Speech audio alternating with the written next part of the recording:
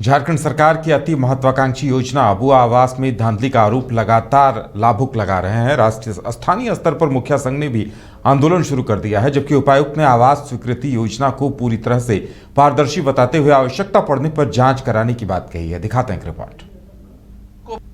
धनबाद उपायुक्त के जनता दरबार में ज्यादातर लोग अबुआ आवास योजना में धांधली की शिकायत लेकर आ रहे हैं।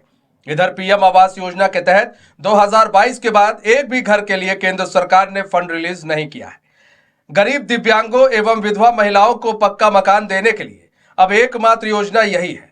पिछले दिनों गोविंदपुर प्रखंड कार्यालय में मुखिया संघ ने धरना प्रदर्शन भी किया और जनप्रतिनिधियों की अनदेखी का आरोप लगाते हुए अबुआ आवास योजना के लिए गठित कमेटी के रिपोर्ट और उसके स्कोरिंग पर सवाल खड़े किए।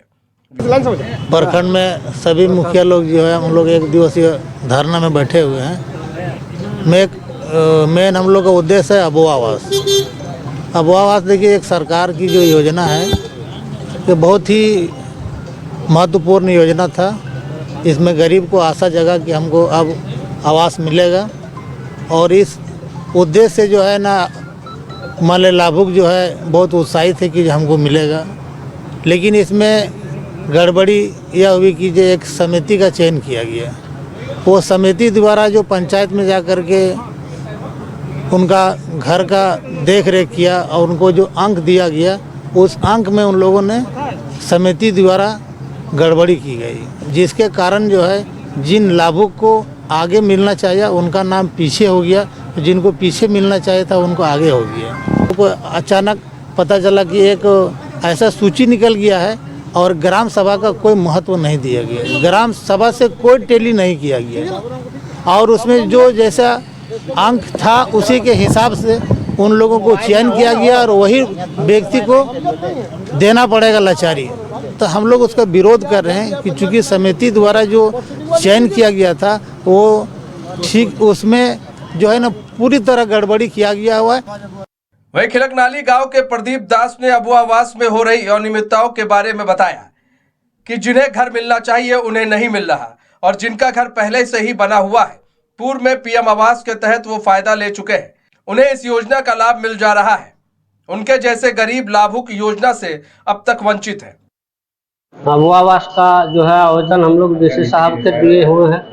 अगला बार भी 2 जनवरी को दिए थे, तो ब्लॉक से कुछ जांच होना था, लेकिन गांव के बाहर से जांच होके चल गया। अब इसी का संकट में आए हैं कि फिर से वो आवेदन दे, सही ढंग से जांच करके इसका किया जाए। जो गरीब है उसी को लिए अबुआ आवास है और उसी को होना चाहिए। आए हैं ना, लिस्ट नाम आया, इस पर बोले क्या इस पर नहीं मिलेगा? आप लोग लिस्ट नहीं मिलेगा। और आपके पास पक्का मकान है क्या? नहीं है। कैसा घर है? ऐसे मिट्टी का ही है। मिट्टी का घर है।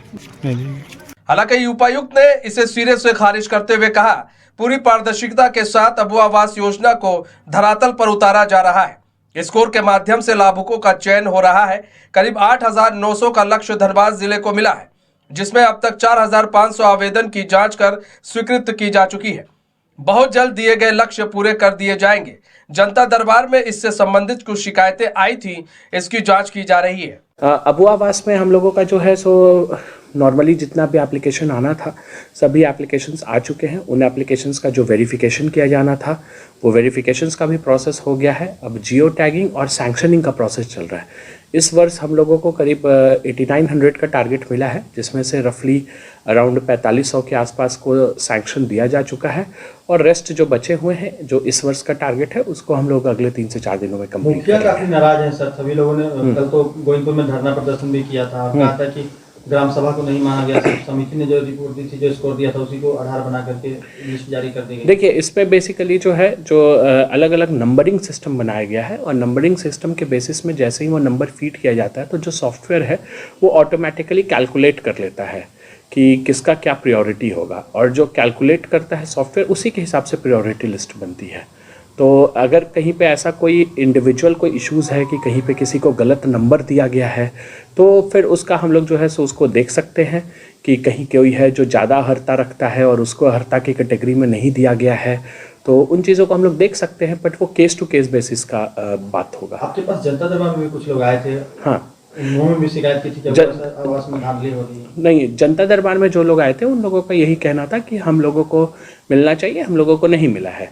तो हम लोगों ने वही कहा कि आप अपना स्कोर जो है वो जा करके देख लीजिए, ठीक है। जो भी योग्य लाभुक है सभी लोगों को दिया जाना है। सरकार ने 3 वर्षों में इसको देने का लक्ष्य रखा है। राज्य सरकार की अति महत्वाकांक्षी अबुआ आवास योजना में लाभुक चयन में लगातार आ रही शिकायतें, ग्रामीणों के द्वारा उपायुक्त को की जा रही फरियाद और जनप्रतिनिधियों द्वारा लगाई जा रही अनदेखी का आरोप लाभुक चयन में बढ़ती गई अनियमितताओं की ओर इशारा तो जरूर करती है।